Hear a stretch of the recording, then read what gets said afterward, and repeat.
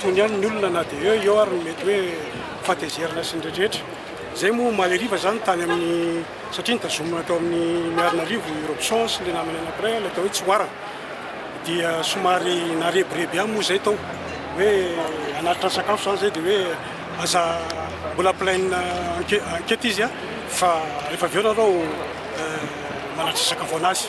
dia niandry zay tamin'ny telo mbola tsisy niantso bavady niantso amin'ny 4 amin'ny 5 dia nisy olona tsara sitrapo ny teny aminay hoe le olona andrasanareo ndre ozy izy efa lasany amin'ny tribunal eny Anosy fa tsy eo tsony dia teo zay voagaga dia natsony ilay gendarme atao amin'ny poste zay hoe manaovy nareo passation fa lay olona zay andrasanareo efa lasany niakatra fa jereo ozy izy ao Rivomamo dia zay moa zany nietrety nisy filazana anankiray ndray any amin'ny CR-ny fiadanana izy ozy izy dia taty afarany zay vao nisy olona ny teny hoe mandany nareo izy izy fa efa any amin'ny parquet any Anosy lay olona andrasanareo dia rehefa andeha moa zay niala tany dia naantso telefônina ndray hoe efa lasa ny tamora lay rahalahinareo ka izay eto zany dia mba mangataka ny fitondram-panjakana maefa mba hijery akaiky itoejavatra io satria lay rahalahinay dia nieritreritra fa tena hoe fitiavana tanindrazana mihitsy no nataony tsisy resaka politika tsy hidera politika tsy mahay politika zany Robson zany fantatray tsara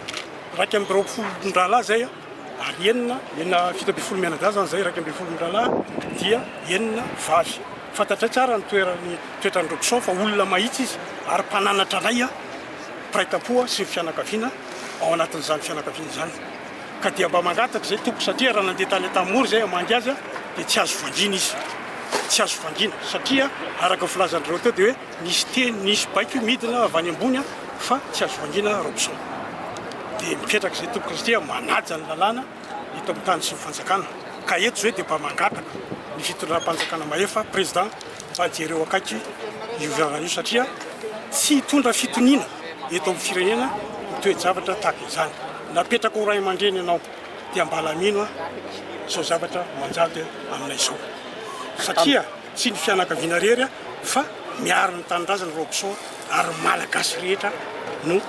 miombon-kevitra aminy amin'izany amin'izao fotoana izao fampiazavan'ny gendarmerie monsieur Augustin Andriamanan'olo ahoana ny fahitanareo anatin'ny hetsika mikasika an'izay tsy matahotra ve nareo hoe iza indray ny toy iza indray ny manaraka zay moa dia tsy mahafantatra hoe manahoana ny toy sy drehetra satria zay zany dia tonga amin'ilay fitenina hoe miandry ny rariny sy ny zavatra rehetra satria ny fangatahanay dia hoe mba jerena manokana zay toe-javatra mahazo zao rahalahinay zao nay moa tena fiankaviana mihitsy zany hoe mba jereo akaiky zay toetra razo indrindra fa ho an'ny Robson sy ireo namany manokana